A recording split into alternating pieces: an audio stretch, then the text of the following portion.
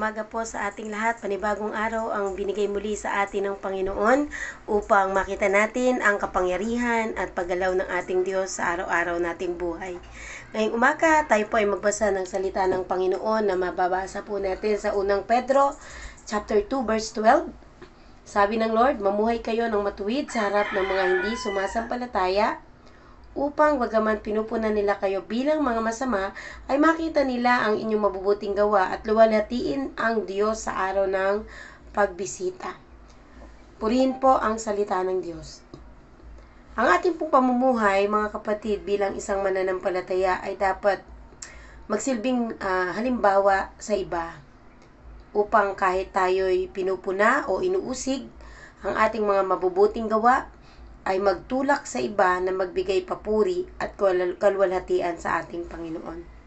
Ang ating pong mga buhay ay isang patutuo sa kanyang kabutihan at pagmamahal. Ito po ay paalala po sa atin ng salita ng Diyos na bilang mananampalataya, kailangang makita ang ating buhay na iba sa iba. Yung buhay na binago ng Panginoon, buhay na nakikita ang liwanag na buhat sa Panginoon, in words and in deeds, sa salita at ginagawa, nakikita ang Panginoon sa ating mga buhay. Maraming mga panahon at pagkakataon tayo'y nasusubok. Ngunit salamat sa kahabagan ng Panginoon sapagkat tayo po ay pinagtiwalaan ng Diyos na kahit na tayo ay hindi karapat-dapat sa Panginoon, ang Diyos ay laging nagpapaalala sa atin na siya yung Diyos na nakakaunawa sa ating mga kahinaan. Ngunit sa ating buhay bilang mananampalataya, kahit sa panahon ng kahinaan, kailangan natin manindigan. Pagka ikaw ay nanindigan sa Panginoon na binago na ng Diyos, kinakailangang makita ang tunay na pagbabago. Wala na yung dating pagkatao, sabi ng Biblia. Yung lumang pagkatao ay wala na at bago ka na. So bilang mga binago ng Panginoon, ikaw ay nabubuhay hindi na sa iyong sarili, kundi nabubuhay ka na sa pananalig sa anak ng Panginoon. Kaya mga kapatid, ang isang tunay na mananampalataya na binabago ng Diyos araw-araw, nakikita palagi sa iyong pagkatao kung paano kumikilos ang ating Panginoon.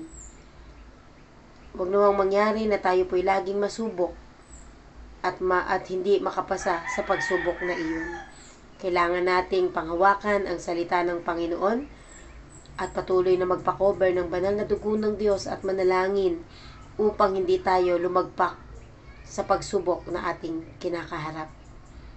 Tandaan mo palagi, ang Diyos ang kasama mo, ang Diyos ay nakatingin sa iyo, siya ang higit sa lahat nakakaalam ng iyong ginagawa araw-araw.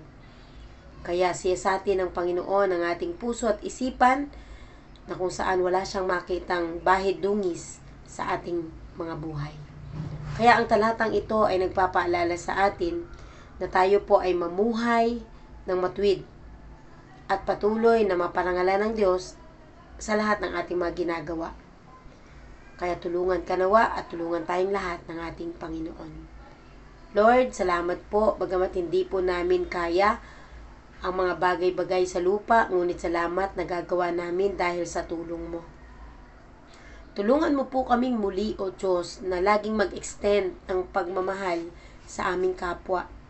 At lagi kang makita sa aming mga mukha at makita, Panginoon, na kami iba na sa iba.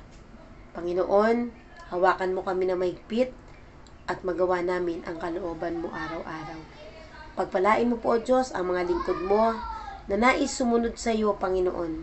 Ikaw po ang magbigay sa kanila ng kalakasan, katatagan, at tibay ng loob upang malagpasan ang lahat ng problema at suliranin na kanilang kinakaharap. Purihin ka, O Diyos, sa iyong pinakamataas na papuri, pasasalamat at pagsamba sa pangalan ni Jesus, itong aming dalangin. In Jesus' name we pray. Amen. Good morning po sa lahat. Magandang araw po at patuloy kayong pagpalain ng Diyos.